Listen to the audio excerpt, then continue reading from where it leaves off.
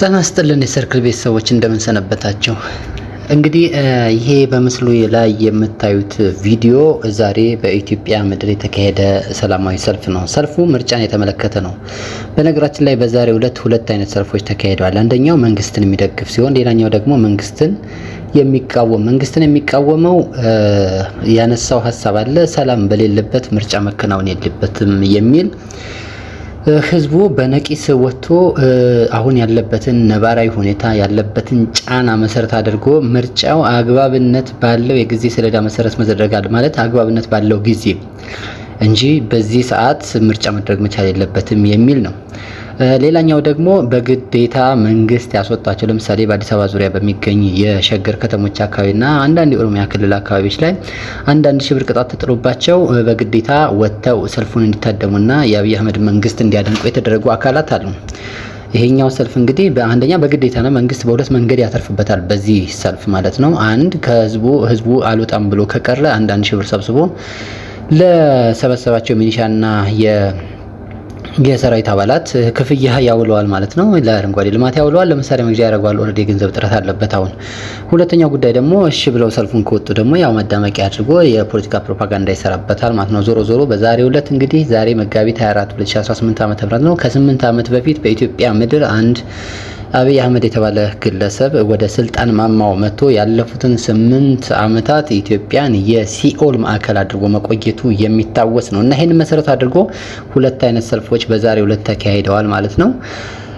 እንግዲህ የህዝብን ድምጽ መሰረት አድርገን ስንመጣ ያለ ቀስቃሽ ያለ ቆስቋሽ የወጣውን ነው መሰረት አድርገን ልናይ የምንገባው ማለት ነው። ቅጣት ተጥሎበት ሰልፍ የወጣውን ሳይሆን ቅጣት ሳይጣልበት ብሶት አነሳስቶት አደባባይ የወጣውን ህዝብ የምናይበት ሰዓት ላይ ወደ ቀጥታ ወደ አማራ ክልል ነው የምንሄደው። በነገራችን ላይ ይሄንን ሀሳብ ከማንሳታችን በፊት ለአንድ ሀገር ምርጫ ማለት ምን ማለት ነው የሚለውን ነገር በዋናነት ልናየው ይገባል።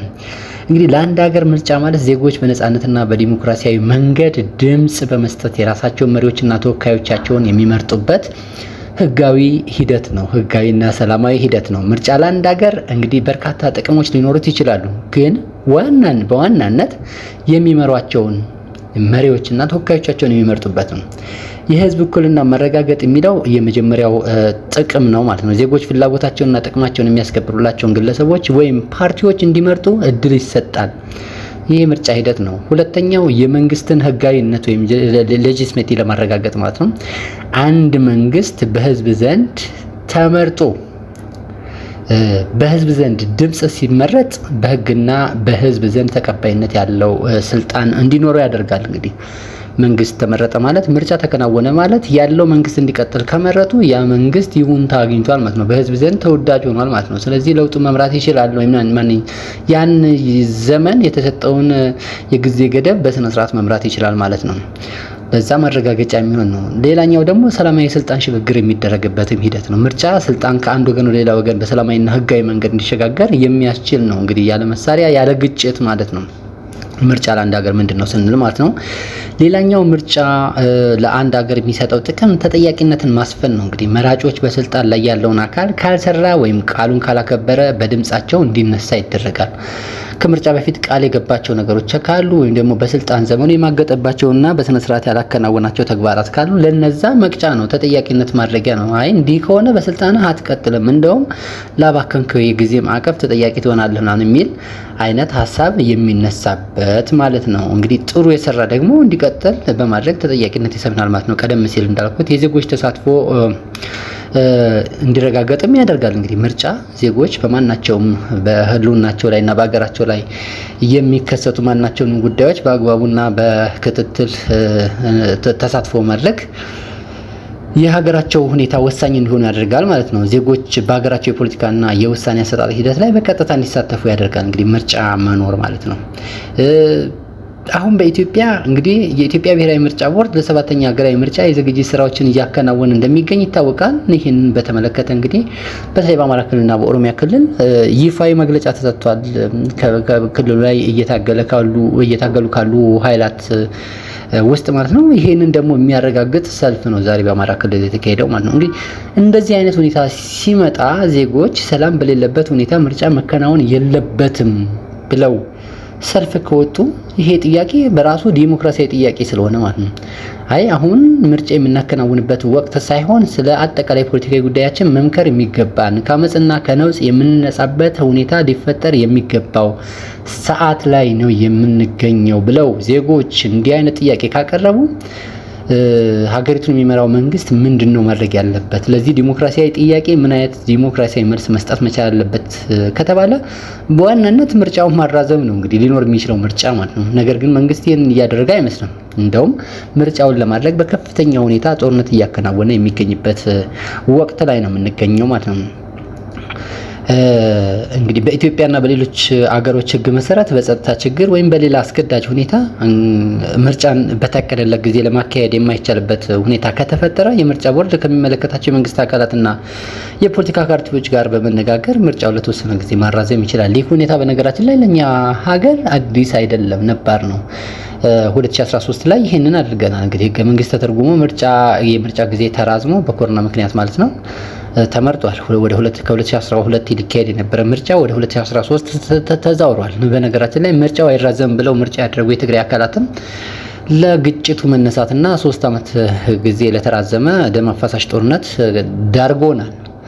እንግዲህ እንደዛ እንዳይሆን ምን ማድረግ ያስፈልጋል ማለት ነው? ምርጫን ማራዘም ይቻላል ማለት ነው። እንደዛ አይነት ቀውስ ውስጥ ላለመግባት ማለት ነው። የደረጃ ምደባና በከፊል ማካሄድም ይቻላል። ሰላም የሆነበት አካባቢ ምርጫ ማድረግ ማለት ነው። ለምሳሌ አዲስ አበባ ነው አሁን ሰላም ያለው። እንግዲህ አዲስ አበባ ህዝብ መርጣለሁ ካለ የአዲስ አበባ ህዝብ እንዲመርጥ ሊፈቀድለት ይገባል። ከዛ ውጭ ያለው አካባቢ ላይ ግን በጣም አስቸጋሪ ሁኔታ ስላለ ምርጫ ማድረግ አያስፈልግም ማለት ነው። ወይም ደግሞ የአዲስ አበባ ህዝብ ደግሞ ልክ እንደሌላው ማህበረሰብ ወጥቶ ድምጹን መግለጽ መቻል አለበት። ታፍኖና ተሸብቦ መሆን መቻል የለበትም። ልክ አማራ ክልል ላይ ሰላም በሌለበት ሁኔታ ላይ ምርጫ እናከናውንም ብለው ሰልፍ እንደወጡት ሁሉ እዚህ አካባቢ የሚገኙ የማህበረሰብ አካላትም እንደዚሁ ድምጻቸውን መጠቀም ይችላሉ። ህዝብ የሁሉም ነገር የበላይ መሆኑ የሚታወቅ ነው። የቀደሙት መንግስታት እንግዲህ የኢትዮጵያ ህዝብን በተመለከተ ወይም ህዝብን የሚመሩትን ህዝብ በተመለከተ ክብር ነበራቸውና የተለያየ ወቅት እንግዲህ በብዙዎች ዘንድ የሚወደደውም የሚጠላውም አቶ መለስ ዜናዊ እንኳን አለቃችን ህዝብ ነው እያለ ይል ነበር። ኃይለማርያም ደሳለኝም እንደዚሁ አይነት አባባል ነበረች። መንግስቱ ኃይለማርያምም ህዝባችንን ነው የምንፈራው እንጂ ሌላ ማንንም አንፈራም እያለ ይል ነበር። የጠቅላይ ሚኒስትር አብይ አህመድ መንግስት ግን ስለ ህዝብ ያለው አተያይ ፈጽሞ የተለየ በመሆኑ ምክንያት እንግዲህ ህዝብን አይፈራም።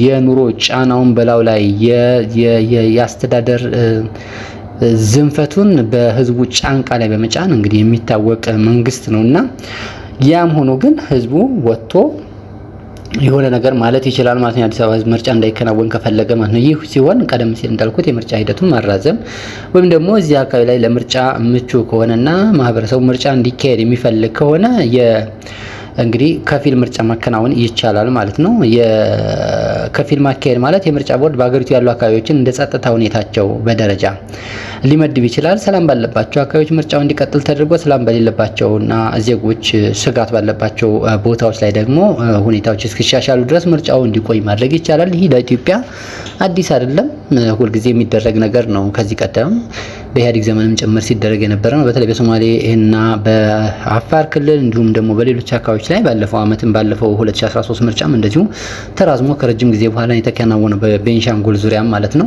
ስለዚህ አሁንም ያንን ማድረግ ይቻላል። በግዴታ አማራ ክልል ካልተደረገ እየተባለ ምርጫ ለማከናወን ሲባል እኮ ዜጎች በገፍ እያለቁ ነው። ከፍተኛ ጦርነት እየተካሄደ እኮ ነው። በደቡብ ጎንደር፣ በወሎ ሰሜንና ደቡብ ማለት ነው፣ በሰሜን ሸዋ፣ በጎጃም የምናየው እኮ ይሄንን ነው እኮ ምርጫ ለማከናወን ሲባል እና የተሻለ ቀጣና ለመፍጠር ሲባል ነው እንግዲህ ጦርነት እየተካሄደ ያለው ማለት ነው። እንዴት ለምርጫ ጦርነት ይካሄዳል?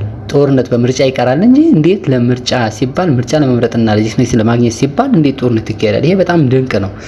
ከዓለም የተገላቢጦሽ የሆነ አካሄድ ነው።